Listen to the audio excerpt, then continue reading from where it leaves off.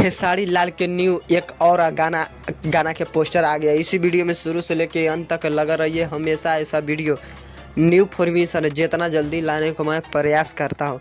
खेसारी लाल की एक और गाना के पोस्टर आ गया, जिस गाना के नाम है 14 के होली बा। 14 के होली बा दबंग स्टार खेसारी लाल फिर गाना लेके आ गए। ये चौथा गाना है और खेसारी लाल एक गाना धमाल और बवाल भोजपुरी इंडस्ट्री में मचा के रख देंगे।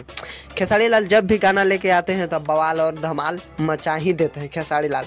खेसारी लाल के गाना है, जिन गाना के नाम है 14 के होली बा। 14 के होली बा इस गाने को लिखे हैं कृष्णा बेदर्दी और संगीत दिए हैं विकास बेदर्दी शायद है, और इस गाने को गाए दबंग स्टार खेसारी लाल।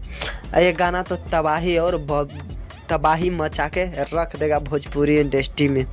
अगर इस गाने की बात करें तो गाना 12 तारीख के सुबह 6 बजे आ जाएगा। वो आप लोग जैसे सुनिए और धमाल और बवाल मचाते रहिए। और बात करें वीडियो के तो वीडियो जैसा गाना वैसा वीडियो रिकॉर्ड किया गया है।